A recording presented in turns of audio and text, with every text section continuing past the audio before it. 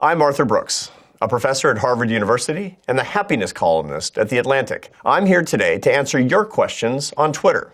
This is Happiness Support.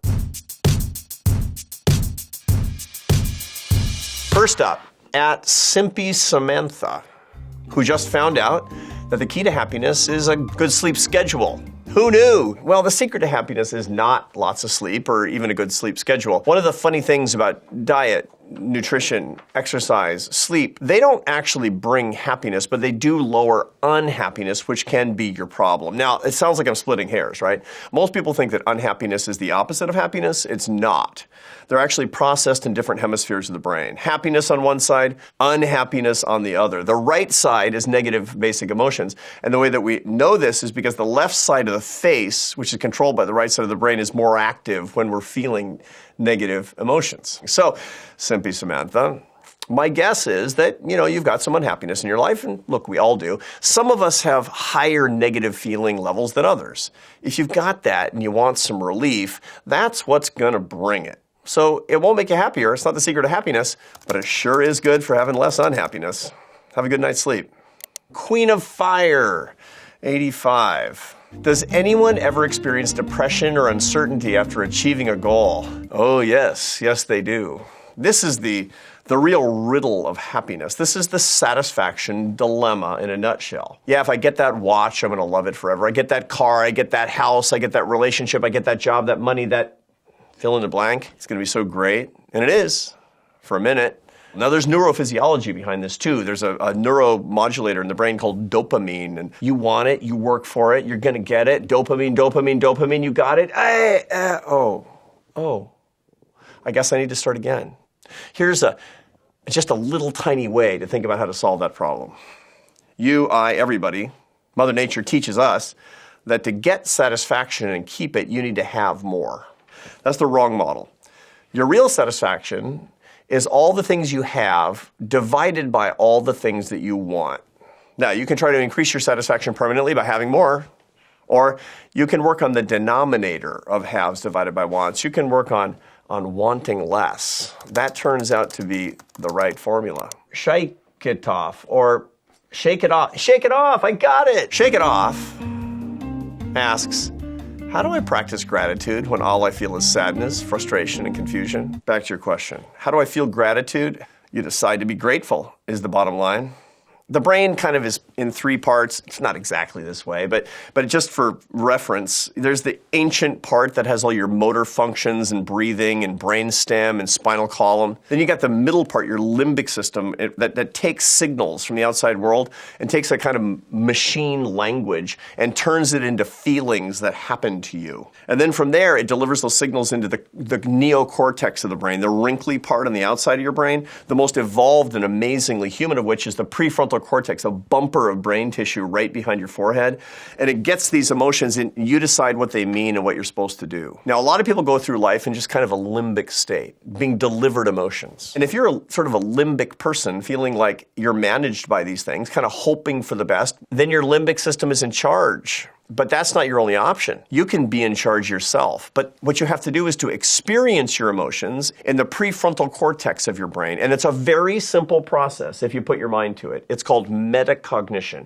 Metacognition means being aware of your emotions and your thinking. This is what humans are uniquely available to do. My dog Chucho, he's not metacognitive. He can't be. He feels it. He does it. He sees the cookie. He eats the cookie. But I can actually deliver that information to my prefrontal cortex and make an executive decision about what I'm going to do, notwithstanding my feelings. Here's what I ask my students to do at Harvard. I ask them to make a gratitude list on Sunday nights. They make a list of the 5 things they're most grateful for.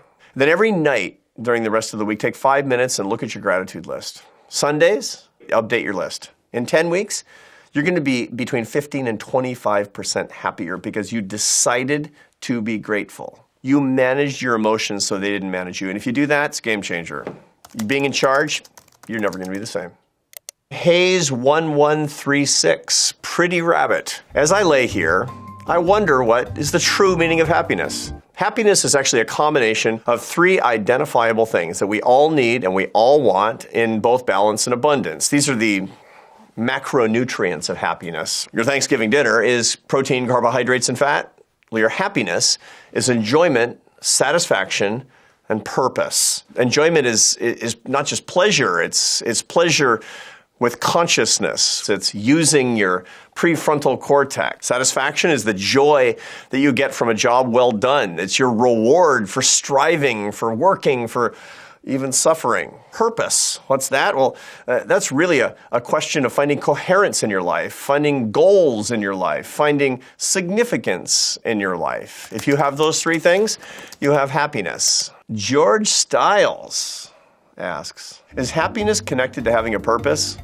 Purpose is literally one of the macronutrients of happiness, but it's a weird one. It's actually hard to figure out even what it is. If you're feeling like life doesn't have enough purpose, that life doesn't have enough meaning, answer the following two questions. Why am I alive? And for what would I be willing to die? If you don't have an answer to one or both of those questions, you're going to have an existential crisis. And you need to go in search with your life of an answer to those two questions. I'm not going to tell you what those answers are. They're different for different people. So yes, does purpose lead to happiness? Oh yeah. How do you find your purpose? Answer those two questions. Find the answer to those two questions. That's your assignment. Saida Fati. Can social media cause depression? Yes, so it seems. Here's the basic bottom line. Social media is like the junk food of social life. High calories, low nutrition. You're starving for this neuropeptide called oxytocin. It bonds people together. You get almost none of it when you don't have touch and eye contact, but you crave more and more social contact when you've been on social media for so long, so you binge it. It's basically like binging French fries and then wondering why you feel crummy and you're gaining weight, but you're not getting your nutrition. Here's the deal. If you're going to use social media, make sure it only ever complements your in-person relationships, and you use it very sparingly. I'm talking about a total of 30 minutes a day across all platforms and never, ever, ever, ever substituting for an in-person friendship. If it substitutes for any friendship or goes outside of those bounds, it's going to lower your happiness. Pooja Escoyal. Got to get the middle initial, I know. How does age affect happiness? And she encloses a graph. And what it does is it looks at different ages, the average happiness level in a particular country at a particular time. And it looks the same every place. What do you think is going to happen if, let's just say, you're in your late 20s? Are you going to be happier or unhappier in 10 years? Now, most people watching me are optimists. Most people think they're going to be happier at 38 than they were at 28. And the reason is because they have these goals and they think that they're going to meet their goals. Most people think they're going to get happier as they get older and then it's going to reach a max point and then it's going to head back down again. The truth is exactly the opposite. Most people, on average, they get a slight diminution of their happiness from their early 20s until their late 40s or early 50s. But it's like 8 to 7 on a 1 to 10 scale. This is not a huge problem. Noticeable, but not horrible. Then in your early 50s, it turns around and you start back up again. And almost everybody actually gets increasing happiness from their early 50s until about 70, except two groups. People who have unremediated mental illness and people who have untreated substance use disorders. So if this is you, get treated for anxiety and depression and mood disorders and get treated for addiction. All right, next question comes from @LaughingAllTheWay. How do we adjust our expectations as we age? Well, that's a good one. One of the things that actually gets better and better and better as you age is your expectations about the future, because you understand how things work. There's this tyranny that people don't understand until they're usually a little after 50 years old. They think that if they get that thing that they want, they're going to get it and they're going to enjoy it and it's never going to go away. And then it does. They also think that if something bad happens to them, that they're going to stay in a bad mood or sad or angry or afraid forever. Here's what you learn after 50. Nothing lasts and it doesn't matter. There's a thing that all biologists talk about, which is homeostasis, the tendency of every biological process to go back to its equilibrium. Well, it works emotionally as well. Your anger, your sadness, your disgust, your fear, your joy, your interest, those things don't last, for good and for bad. Your heart is broken, it won't last. When you figure that out, this is power. And if you harness that, every year's better than the last, or it can be. Next up, this one's from Father Poster. And I'm just going to take a wild guess that this is actually not a priest. How do I transcend from my mortal anguish? Sounds to me like Father Poster is a little afraid of dying. But we're all afraid of our own version of dying. There's a meditation that the Theravada Buddhists do. If you go to a monastery, a Buddhist monastery in the southern tier of Asia, especially East Asia, in Thailand or Vietnam or Myanmar, you'll find pictures of corpses in various states of decay, and that the monks have to ponder, and they have to say, that is me. And that is me. What are they doing? They're doing what's called the Maranasati death meditation. Walk yourself through that. Why? Because you're going to accustom yourself to that sort of surreal experience of your own death as you see it. How do I transcend my mortal anguish? By leaning into my mortal anguish. You beat fear by experiencing the fear and making it ordinary. And it will no longer be a ghost, and it will no longer be a problem. At Third Eye Prion. So I've been working on being present. To be present means to be here now. That's the words that Ram Dass used to talk about. We have a special kind of language that we put on that now. It's called being mindful. Mindfulness is hard because we're time travelers. You're thinking about the past, you're thinking about the future. The average person, by the way, spends 30 to 50% of their time thinking about the future. That's unbelievable. You're not here now. Think about how much you do that, by the way. You go on vacation, you're like, oh, I'm gonna make some memories. So I'm gonna take a picture. You're thinking about now as if it were the past in the future when you're looking back on the present. That's unbelievable time travel. We do it all the time. Here's the problem. You missed your life. You missed it. You know, the great Vietnamese Buddhist monk Thich Nhat Hanh. Y'all have to read The Miracle of Mindfulness, because it starts off with him describing what it's like to wash the dishes. I'm washing the dishes. And I'm conscious of washing the dishes, because if I don't think about washing the dishes, I will not be present in the act of washing the dishes.